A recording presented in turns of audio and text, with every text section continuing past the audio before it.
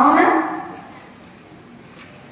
So మన daily life లో fitness is also very important. Because ఇప్పుడు పాత కాలం వాళ్ళు అందరూ స్టోన్స్, గ్రైండర్స్ అప్పట్లో యూజ్ చేసేవాళ్ళు కాదు, స్టోన్ మీద అన్ని చేసేవాళ్ళు. బట్ ఇప్పుడు అంతా ఎవ్రీథింగ్ ఈజ్ ఎలక్ట్రానిక్. ఇప్పుడు చూస్తే అంతా చాట్‌జిపిటి వర్షన్ కదా. మీరు జస్ట్ గ్రైండర్ పని చేసేస్తే కంప్లీట్ గా ఇంట్లో చేసిన అన్ని వచ్చేస్తున్నాయి. అవునా? ఇప్పుడు అంత వర్కౌట్ కూడా చేయాల్సిన అవసరం లేదు. రైట్? చెప్పండి.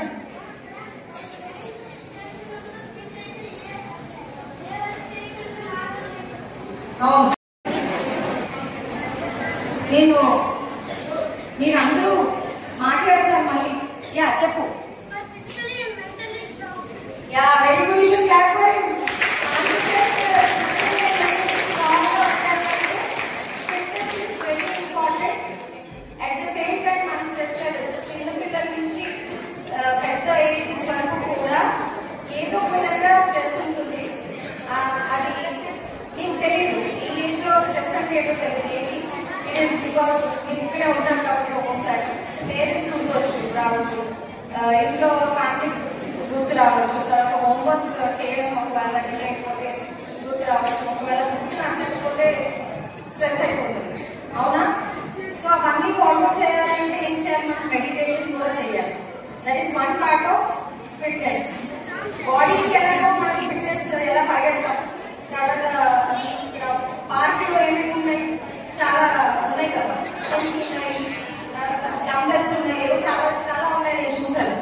So at the same time మైండ్కి ఒకవేళ మీరు కామ్ చేయాలంటే ఏం చేయాలి? మెడిటేషన్ చేయాలి.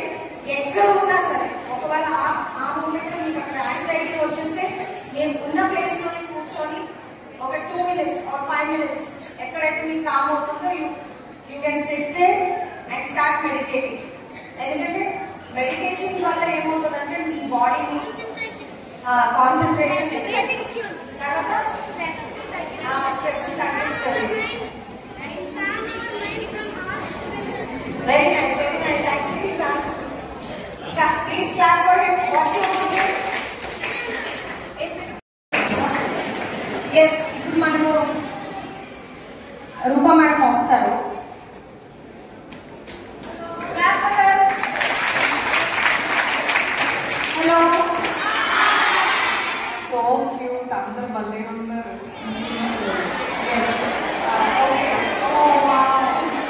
Okay, this why you are fine. 2 classes. ఇంట్లో ఉంటాం. Who will work hard? Parents. For what? To give us a better ambience, right? So అదే ambience మన soul కి, మన body. Who is that?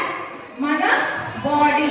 So ma'am చెప్పిన, sir చెప్పిన nutrition follow అయితే, fitness work out చేస్తే, your body, your home will be so very luxurious. Right? Done? Okay. On another note, I have a question. What is empowerment? Now you all empowered with your nutrition and fitness, right? Done? Now let us go for a mind nutrition. For a mind nutrition, what is the term empowerment called?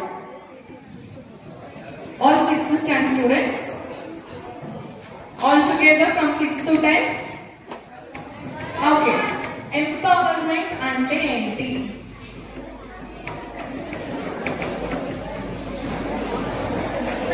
Okay.